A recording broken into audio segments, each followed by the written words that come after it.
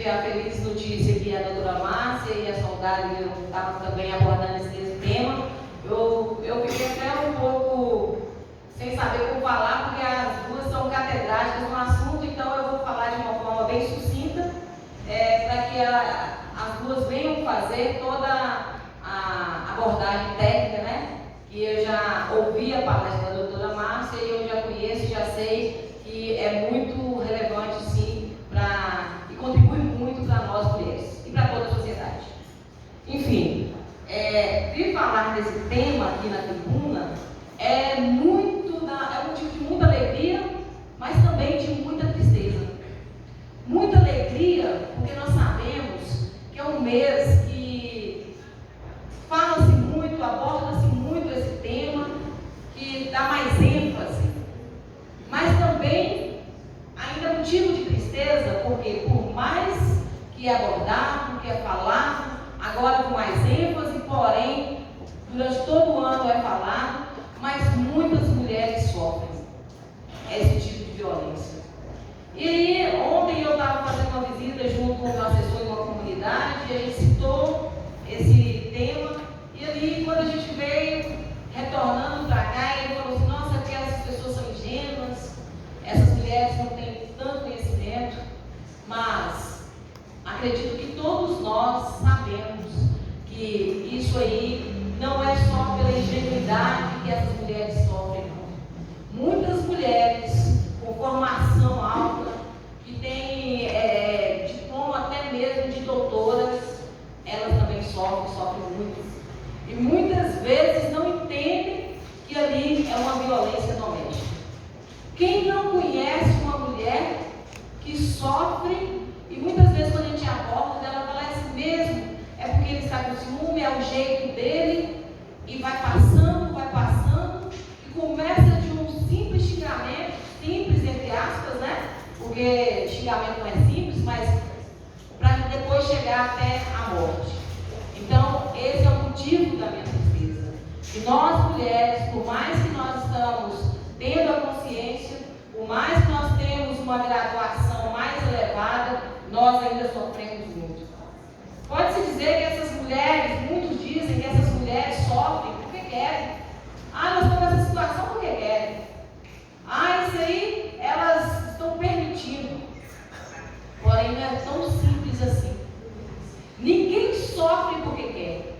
Se perguntar alguém aqui presente, quem quer sofrer? Ninguém quer sofrer.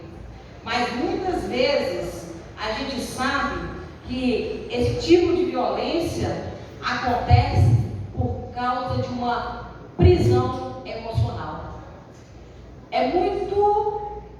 Se a gente for comparar a prisão emocional com a prisão física, é muito mais fácil resolver a situação de uma prisão física. Nós temos advogados aqui na nossa casa, nós sabemos disso e eles podem falar muito bem sobre isso. Uma prisão física, muitas vezes, pagar uma fiança, a pessoa pode até ter matado uma pessoa, mas ela vai lá, paga uma fiança, ela consegue sair. Às vezes cumpre o período ali presa na prisão, mas ela sai e continua a sua vida. Uma pessoa com a prisão emocional é muito mais difícil de libertar, porque é a mente que aprisiona. A pessoa ela não tem força para sair daquela situação. A prisão emocional, ela chega, a pessoa que sofre com essa prisão, ela chega a cair numa depressão que pode levar à morte. Nós estamos falando da prisão emocional com relação à violência doméstica. Mas quantas pessoas, tem várias pessoas que têm prisão emocional em outros âmbitos, mas o que nós estamos abordando é a violência doméstica. E essas mulheres sofrem de uma forma tamanha que só nós mulheres podemos mensurar o tamanho desse sofrimento. Talvez em algum momento, até uma de nós já passou por uma prisão dessa, por uma violência dessa. E muitas vezes a gente achava que era normal, mas depois nós nos libertamos e vimos que isso aí não é normal. Então, uma prisão emocional, ela tem que ser tratada. A mulher com prisão emocional, ela não pode ser julgada.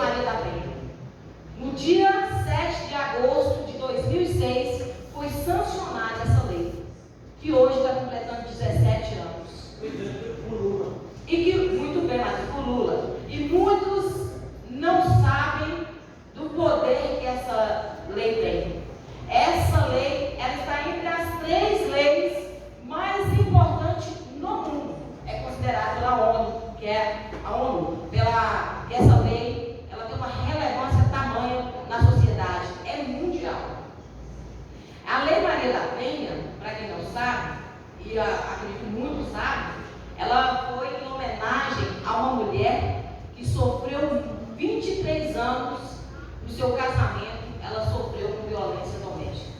Há relatos aí que não foi bem assim, mas a gente sabe que houve sim muita violência. Além disso, ela sobreviveu a 2 tentativas de homicídio e o marido tentou matá-la. A Lei Maria da Penha, ela tem que ser aplicada a todas as mulheres, inclusive as mulheres trans.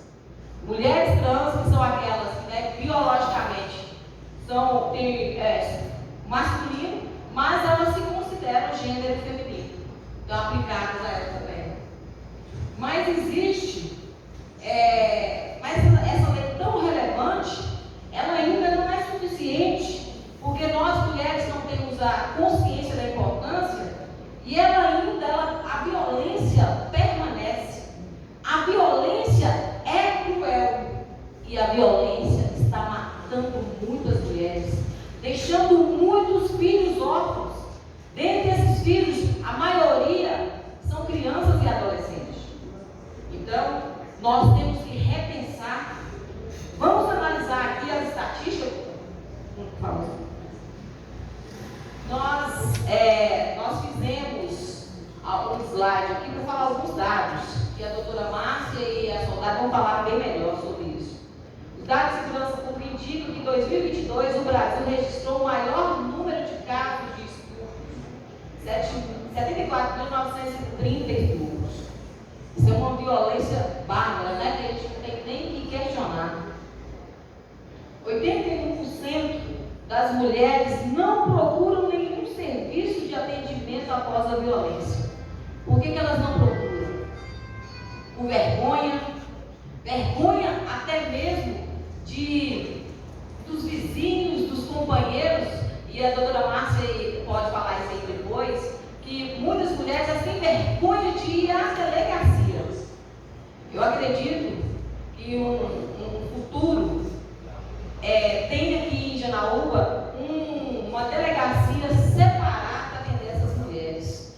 Por quê? Porque as mulheres se sentem constrangidas de chegar ali, naquele local onde tem muitas pessoas, e quando vê que ela sofreu a violência, e muitos criticam, ao invés de dar a mão, criticam essas mulheres.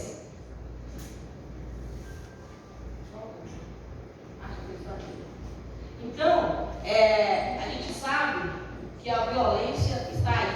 E todos os dias, se a gente for olhar, de repente a vizinha do lado está sofrendo.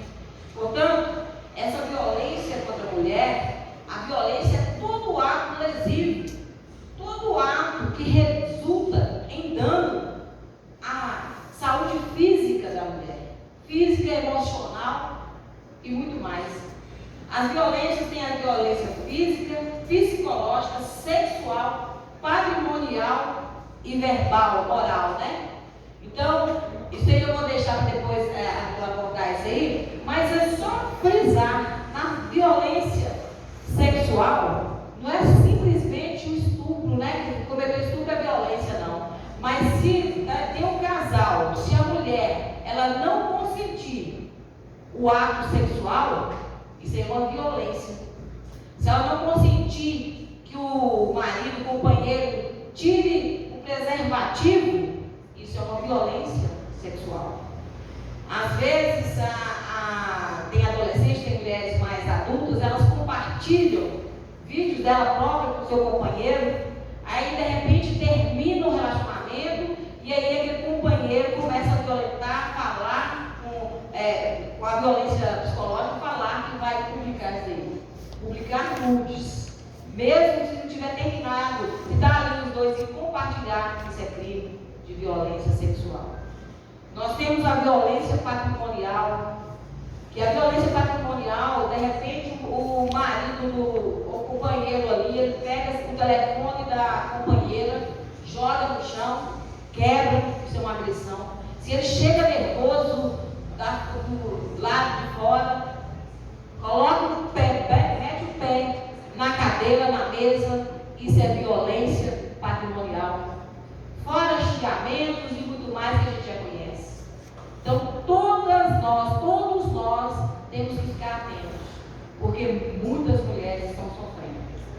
Então, antes de julgar qualquer mulher que sofre violência, vamos buscar compreender, vamos buscar ajudar, não é perguntar por que está sofrendo, mas você deixou, por que você deixou chegar nesse ponto? A mulher não quer ouvir isso, ela quer ser amparada. E nós temos essa responsabilidade, como cidadãos, como ser humano, acolher essa mulher. E não só eu como mulher que estou nessa casa aqui, mas eu defendo o direito da mulher em todos os âmbitos, e eu não podia deixar passar essa data e sem citar o projeto que foi protocolado aqui, que vai ser o selo, né, que serve para incentivar as empresas a acolher essas mulheres, mas nós também temos um projeto muito maior, que é o Rugido das Leoas. Esse nome Rugido das Leoas é um nome forte, que muitas vezes as pessoas não sabem o que é mesmo o objetivo desse projeto. Nós temos um objetivo que é, primeiro, ele vai promover o protagonismo feminino. A mulher tem que entender que ela tem seu lugar, que ela é importante e que ela é alguém que contribui com a sociedade.